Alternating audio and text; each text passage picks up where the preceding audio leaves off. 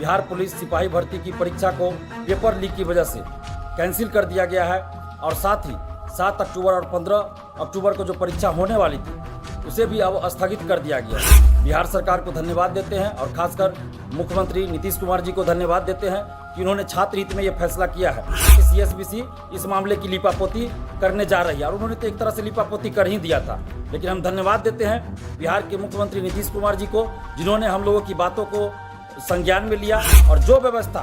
BPSC के द्वारा की गई है वो सारी व्यवस्था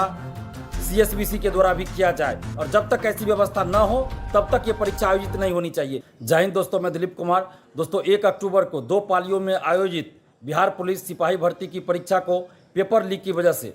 कैंसिल कर दिया गया है और साथ ही 7 अक्टूबर और 15 अक्टूबर को जो परीक्षा होने वाली थी उसे भी अब स्थगित कर दिया गया है। एक बहुत अच्छा फैसला लिया गया है, इसके लिए हम बिहार सरकार को धन्यवाद देते हैं और खासकर मुख्यमंत्री नीतीश कुमार जी को धन्यवाद देते हैं कि उन्होंने छात्र हित में ये फैसला किया है, क्योंकि सीएसबीसी लगातार लिपापोती इस मामले में कर रही थी और कल ही सीएसबीसी के चेयरमैन सर के द्वारा जो बातें कही गई थी वो अभ्यर्थियों के हित में बिल्कुल नहीं था और इससे लग रहा था कि सीएसबीसी इस मामले की लिपापोती करने जा रही है और उन्होंने तो एक तरह से लिपापोती कर ही दिया था। लेकिन हम धन्यवाद देते हैं बिहार के मुख्यमंत्री नीतीश कुमार जी को, जिन्होंने हम लोगों की बातों को संज्ञान में लिया और 7 और 15 अक्टूबर को जो परीक्षा आयोजित होने वाली थी उसको भी स्थगित करवाया, क्योंकि कल ही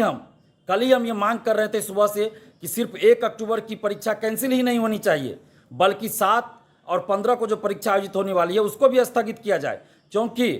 जो सेटर, जो दलाल, जो शिक्षा माफिया 1 अक्टूबर की परीक्षा में सेंधमारी कर लिया है वो 7 और 15 अक्टूबर की परीक्षा में भी सेंधमारी निश्चित रूप से कर लेगा। हमने कल ही इस बात की मांग किया था कि 7 और 15 अक्टूबर की परीक्षा को भी स्थगित कर दीजिए। तो बिहार सरकार ने और खासकर मुख्यमंत्री नीतीश कुमार जी ने जो फैसला किया है इसके लिए हम नीतीश कुमार जी को बहुत बहुत धन्यवाद देते हैं और साथ ही उनसे पुनः हम मांग कर रहे हैं, आग्रह कर रहे हैं कि जब भी यह परीक्षा आयोजित हो सिपाही भर्ती की पूरी पारदर्शिता के साथ आयोजित हो और पूरी व्यवस्था की जाए कि धांधली सेटिंग ना हो, पेपर लीक ना हो और जो व्यवस्था बीपीएससी के द्वारा की गई है वो सारी व्यवस्था सीएसबीसी के द्वारा भी किया जाए और जब तक ऐसी व्यवस्था न हो तब तक ये परीक्षा आयोजित नहीं होनी चाहिए, क्योंकि अगर परीक्षा से पहले आंसर वायरल हो जाए तो फिर उस परीक्षा का कोई मतलब नहीं रह जाता है, वैसी परीक्षा का कोई औचित्य नहीं है। और साथ ही पारदर्शिता होनी चाहिए, ओएमआर शीट की कार्बन कॉपी, क्वेश्चन बुकलेट मिलना चाहिए, आंसर की जारी होना चाहिए, जब रिजल्ट प्रकाशित हो तो कटअप सभी का मार्क्स जारी होना चाहिए। परीक्षा समाप्ति के बाद परीक्षार्थियों को ओएमआर शीट की कार्बन कॉपी और क्वेश्चन बुकलेट देने में क्या आपत्ति है, इनको देना चाहिए।